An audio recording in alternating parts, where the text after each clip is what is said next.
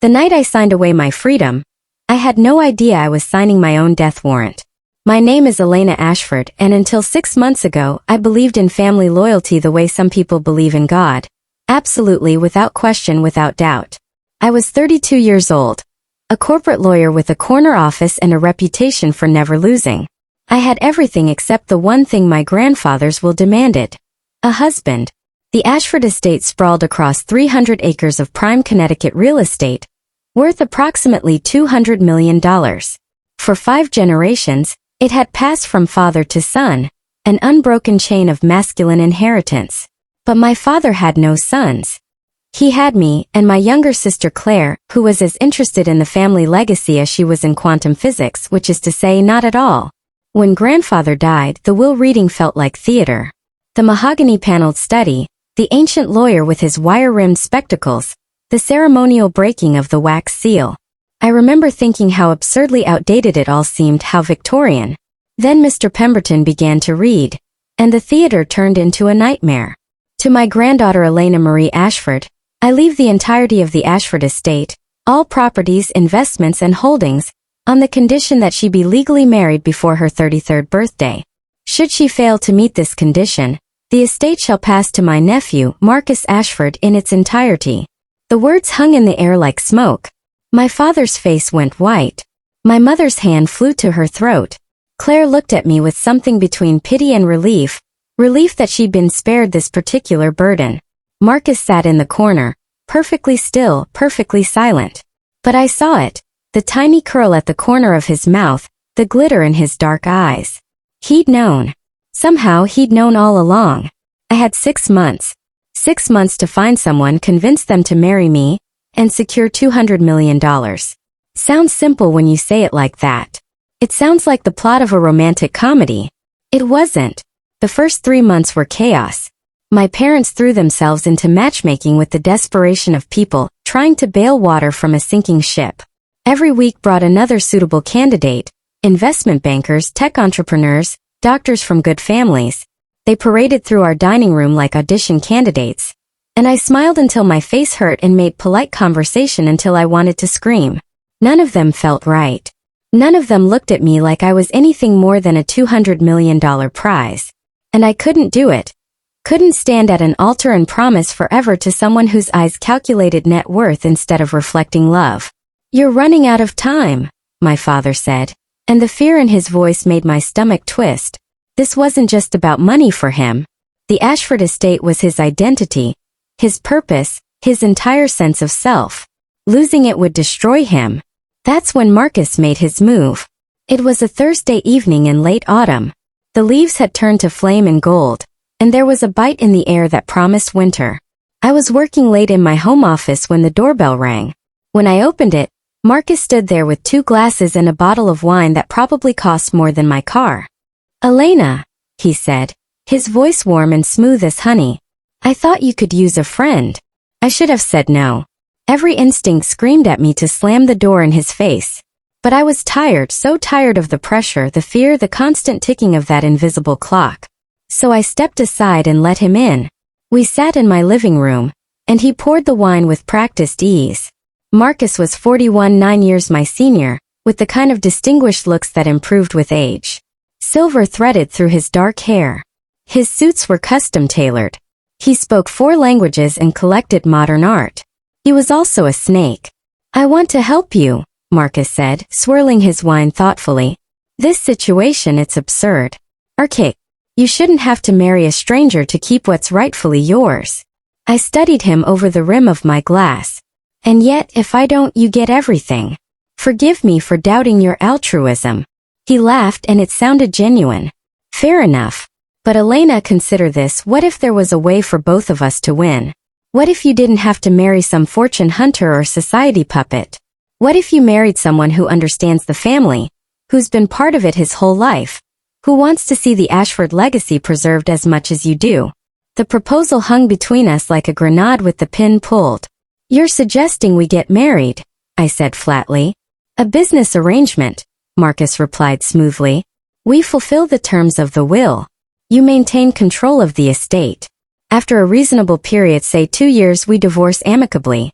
I receive a settlement that's generous but fair, and you're free to live your life however you choose. No strings, no complications, no pretense of romance. I wanted to refuse immediately. Every cell in my body screamed that this was wrong. But the clock was ticking. I had 3 months left. 3 months to find another solution or watch my father's world collapse. I need to think about it, I said. Marcus smiled and set down his glass. Of course. But don't think too long, Elena. Time is a luxury you can't afford. After he left, I sat in the darkness for hours, turning it over in my mind. A business arrangement. A marriage of convenience. 2 years of my life in exchange for everything my family had built. It wasn't what I wanted, not even close. But what choice did I have? I called him 3 days later and said yes. The wedding happened quickly, quietly, in a judge's chambers with only my parents and Claire as witnesses. My mother cried. Claire hugged me tight and whispered, "Be careful," in my ear. My father looked relieved and heartbroken all at once. Marcus slipped the ring on my finger. A simple platinum band, no diamonds, no sentimentality. When the judge pronounced us husband and wife, Marcus kissed me on the cheek like I was a colleague he was congratulating on a promotion. That night, I moved into the Ashford estate. Marcus had insisted, for appearances he said. The house was a Gothic monstrosity of stone and stained glass, with 30 rooms and a history soaked in secrets. I took the east wing. Marcus took the west. We lived like polite strangers sharing a museum. The first month was almost pleasant. We had dinner together twice a week, made small talk about work and weather, maintained the fiction of a functioning marriage. Marcus was charming when he wanted to be, intelligent and well-read. We could have been friends, I thought, in another life under different circumstances. That's when I found the first document. I was looking for old property deeds in my grandfather's study. The room was mine now, technically, along with everything else. The filing cabinet was locked, but I knew where grandfather had kept the key. Inside, buried under decades of paperwork, I found a manila folder marked Private Marcus Ashford. My hand shook as I opened it. Inside were letters. Dozens of letters between Marcus and my grandfather, spanning the last 5 years of the old man's life. I read them standing there in the darkening study, and with each page, the temperature in the room seemed to drop 10 degrees. Marcus hadn't just known about the marriage condition in the will. He'd suggested it. The letters laid it out in damning detail. Marcus had slowly, carefully, over years of correspondence, convinced my grandfather that the Ashford line needed strengthening, that modern women couldn't be trusted with the legacy, that the only way to ensure the estate's survival was to force me into marriage, preferably to someone grandfather trusted. Someone like Marcus himself. She'll resist at first, Marcus had written. But when she's desperate enough, she'll accept. And once we're married, I'll have access to everything. You'll die knowing the Ashford fortune is in capable hands, mine. I pressed my fist to my mouth to keep from screaming. He'd played us all. My grandfather, my parents, me. This had been his plan from the beginning. Manipulate the will, wait for me to panic, position himself as the savior, and walk away with $200 million. But that wasn't even the worst part. Clipped to the final letter was a photocopy of another document, a prenuptial agreement that I'd never seen, never signed. According to this fake prenup, in the event of divorce, Marcus would receive 75% of the estate's value. My signature at the bottom was forged but expertly done. He was going to rob me blind, and he'd laid the groundwork to make it legal. I carefully photographed every document with my phone, replaced everything exactly as I'd found it, and walked out of that study a different person than I'd been when I entered. The naive girl who believed in family loyalty was gone. In her place was someone harder, colder, and absolutely committed to revenge. I didn't confront Marcus immediately. That would have been stupid. Instead, I smiled and continued our pleasant dinners, our polite conversations, while behind the scenes I built my case. I hired a forensic accountant, a private investigator, and a lawyer who specialized in fraud, none of them connected to my usual firm, all of them bound by ironclad confidentiality agreements. What they uncovered made the forged prenup look like petty theft. For 15 years, Marcus had been systematically stealing from the family business. Small amounts at first, buried in complex offshore accounts and shell corporations. But after my grandfather's health began to fail, The theft had accelerated. He'd siphoned off nearly $30 million, confident that the confused old man would never notice, and that once he inherited everything, the evidence would be buried forever. He'd also taken out a $5 million life insurance policy on me 3 weeks after our wedding. When my investigator showed me that particular document, I felt ice water flood my veins. I was an obstacle, nothing more. An inconvenient variable in Marcus's equation. And I was starting to suspect that his plan didn't end with divorce. I found the final piece of the puzzle on a cold December evening. Marcus was out at some gallery opening, and I was alone in the house except for Mrs. Chen, the housekeeper who'd worked for the family since before I was born.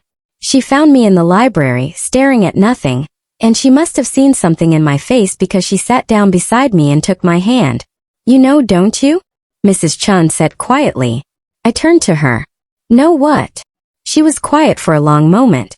Then she said, "Your grandfather didn't die naturally, Miss Elena.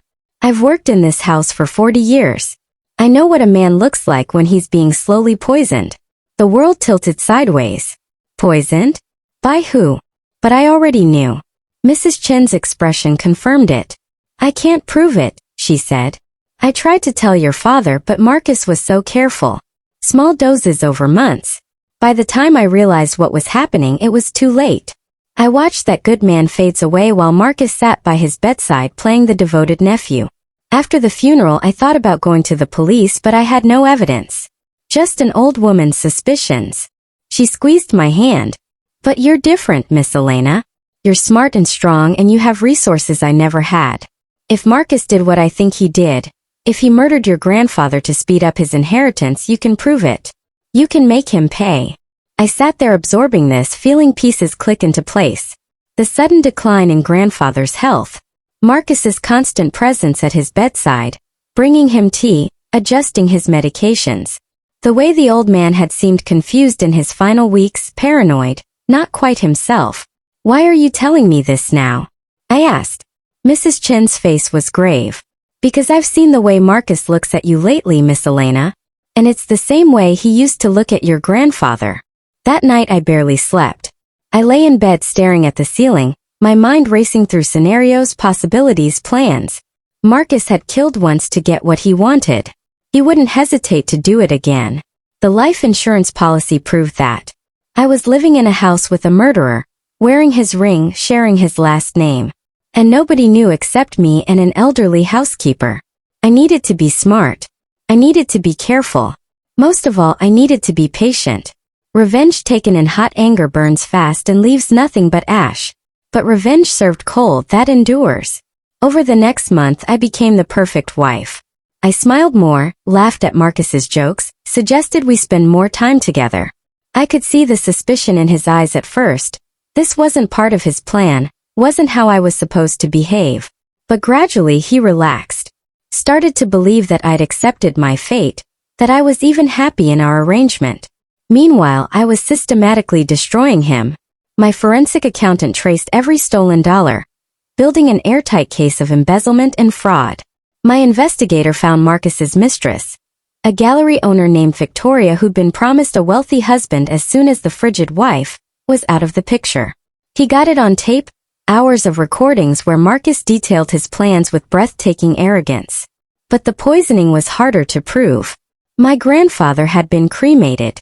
There was no body to exhume, no tissue samples to test. All we had was Mrs. Chen's testimony and circumstantial evidence. The sudden decline, the timing, Marcus's constant presence. Then I found the rat poison in his bathroom cabinet. It was hidden behind bottles of expensive cologne, in a nondescript brown bottle labeled as herbal supplements.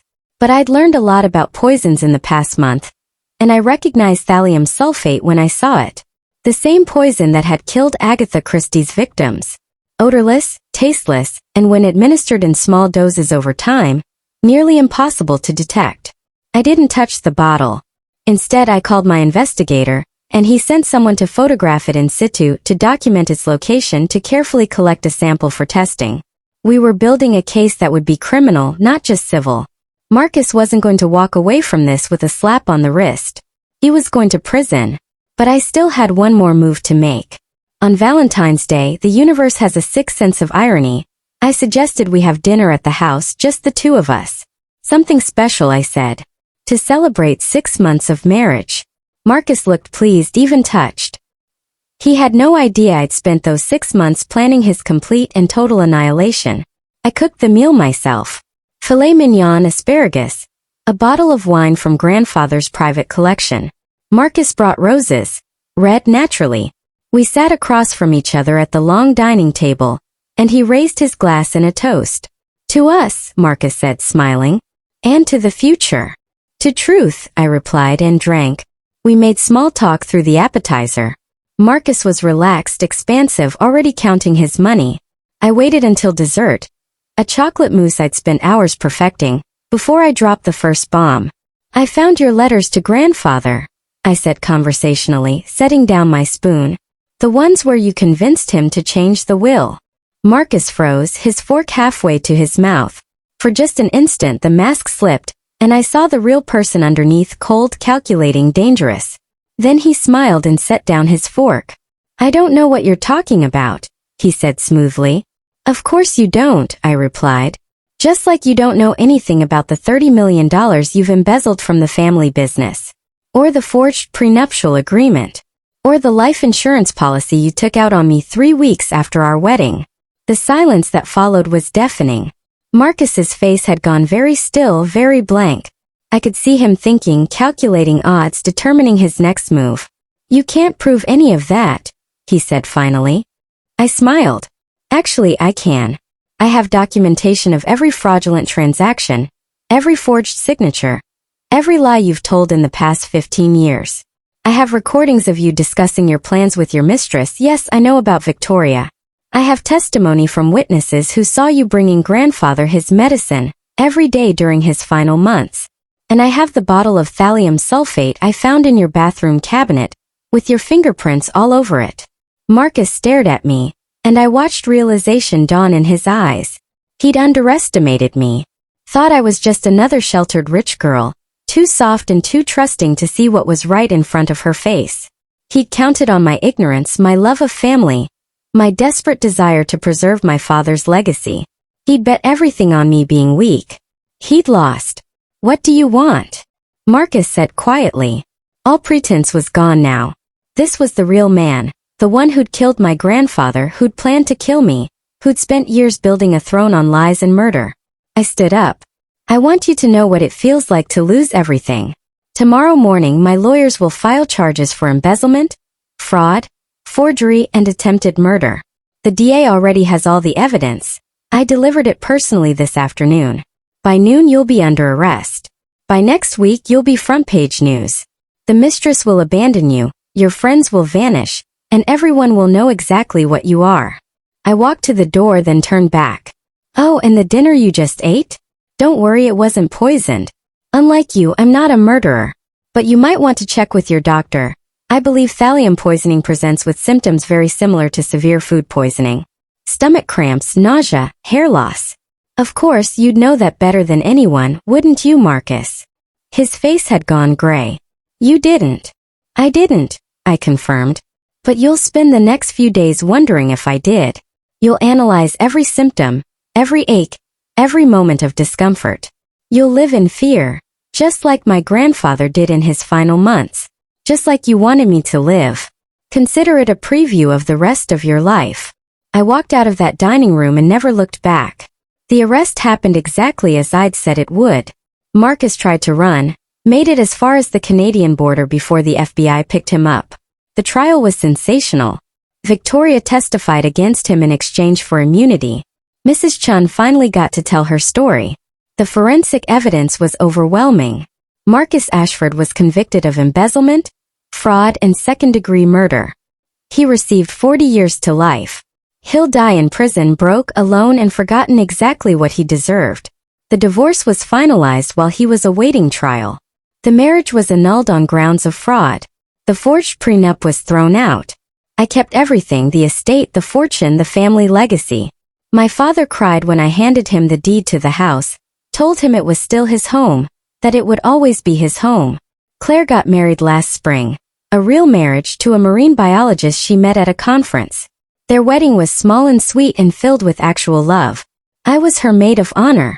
I caught the bouquet and everyone laughed, and for the first time in 2 years I felt light. I'm 34 now. The Ashford estate is thriving under my management. I've turned one wing into a foundation that helps women escape abusive marriages. I've endowed scholarships, funded domestic violence shelters, created resources for people trapped in situations like mine. The ring Marcus gave me sits in a safe deposit box at the bank. I keep it as a reminder, not of him but of myself, of what I'm capable of when pushed, of the strength I found in my darkest moment, of the woman I became when I stopped believing in family loyalty and started believing in justice. Sometimes late at night, I stand in my grandfather's old study and think about that first letter I found, the one that changed everything. I think about how close Marcus came to winning, how easily it could have gone the other way.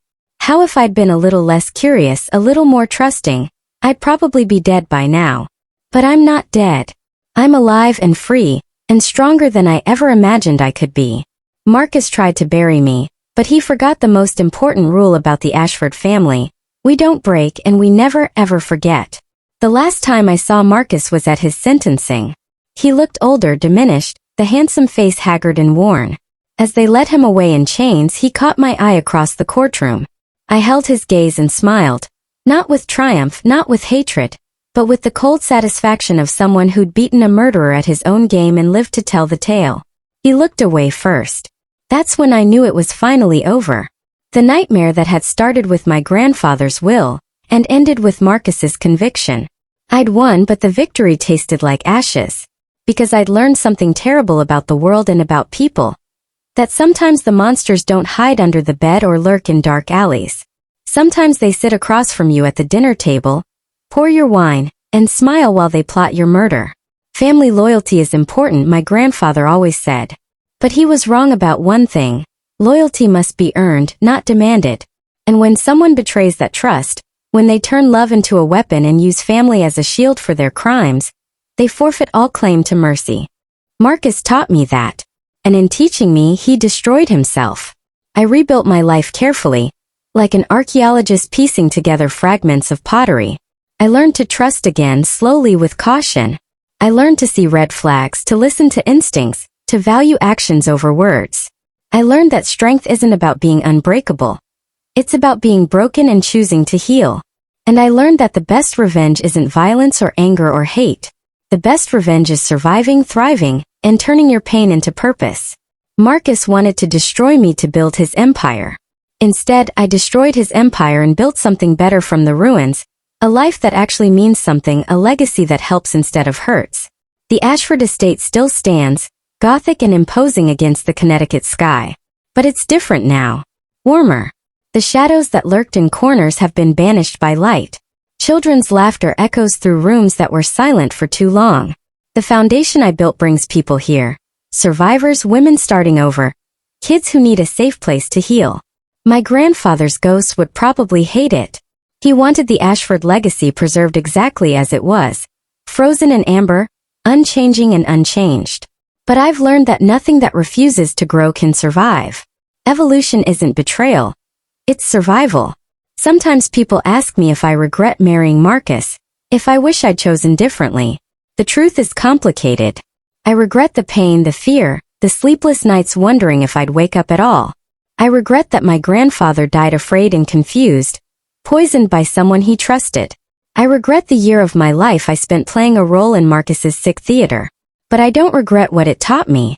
I don't regret the woman I became. And I don't regret making Marcus pay for every life he damaged, every person he hurt, every crime he committed. He underestimated me, and that mistake cost him everything. That's the real lesson here. Not about betrayal or revenge or justice, though those things matter.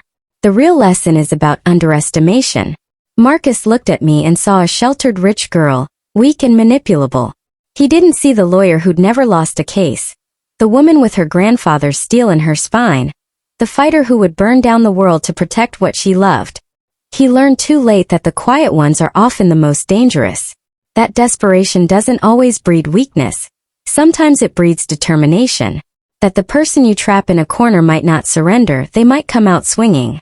I'm not the same Elena who stood in that study 6 months before her 33rd birthday, panicking about an impossible deadline.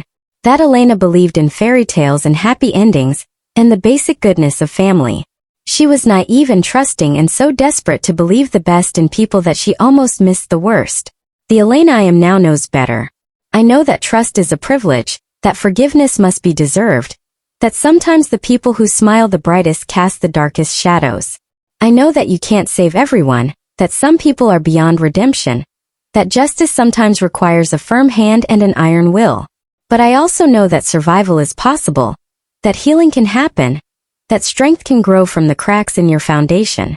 I know that you can be betrayed and still trust again, can be broken and still become whole, can stare into darkness and choose to create light. Marcus took my innocence, my trust, my belief in the inherent goodness of family. But in taking those things he gave me something more valuable, wisdom, strength, and an unshakable certainty about who I am and what I'm capable of. He tried to make me a victim and instead created someone who will never be victimized again. That's his real failure. Not getting caught, not going to prison, not losing everything he schemed and murdered to obtain. His real failure was trying to destroy someone unbreakable, and spending the rest of his life watching them thrive. I see his face sometimes in dreams or memories. The way he smiled when he proposed our business arrangement, so confident, so sure. The way he toasted to the future while planning my murder. The way he looked when he realized I'd won, that his carefully constructed house of cards had collapsed, that he'd miscalculated so fundamentally that there was no way out. Those memories don't hurt anymore. They remind me of what I survived, what I conquered, what I became. Marcus thought he was writing my ending. Instead, he gave me the beginning of something far greater than he could imagine. The Ashford legacy continues, but it's mine now, shaped by my choices and my values. The fortune remains intact, but it serves a purpose beyond ego and prestige. The family name survives, but it means something different than it did. Justice instead of legacy, compassion instead of control, growth instead of stagnation.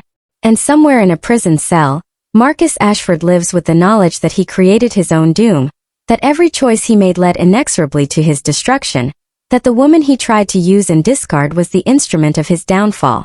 I hope he thinks of me often. I hope my face haunts his dreams the way his once haunted mine. I hope he lies awake in his cell and remembers the moment he realized he'd lost, that instant of pure comprehension when he understood that I'd outplayed him at every turn. But mostly, I hope he understands the fundamental truth that destroyed him. You can steal money, forge documents, commit murder and manipulate wills, but you cannot kill someone's spirit without their permission. I never gave him that permission, and that's why I'm here and he's there. The Ashford estate sprawls beneath the autumn sky, leaves turning gold and crimson, the same colors they wore the night Marcus first proposed our arrangement. But everything is different now. The house feels lighter. The shadows have retreated, and I stand in my grandfather's old study, master of everything he built, protector of everything he valued, survivor of everything Marcus planned. I touched the desk where I found those letters the moment everything changed. The wood is smooth and cool beneath my fingers. Outside, children from the foundation play on the lawn, their laughter rising like music. This is what justice looks like. Not just punishment for the guilty, but healing for the innocent, transformation of darkness into light. Marcus wanted to inherit a fortune. Instead, he inherited a cell. I wanted to preserve a legacy. Instead, I built something new. Neither of us got what we expected, but only one of us got what we deserved. That's the thing about betrayal. It reveals truth. And once you see the truth, you can never unsee it. Marcus revealed his truth in those letters, in that poison bottle, in every calculated smile and rehearsed lie. And in revealing his truth, he gave me mine. I am Elena Ashford and I am unbroken. I am the woman who married a murderer and destroyed him. I am the granddaughter who honored her grandfather by surviving his killer. I am the survivor who turned trauma into triumph. I am proof that you can walk through fire and come out forged instead of burned. The night I signed that marriage certificate, I thought I was signing away my freedom, and in a sense I was right. But I was wrong about what freedom means. It's not the absence of chains, but the strength to break them when they appear.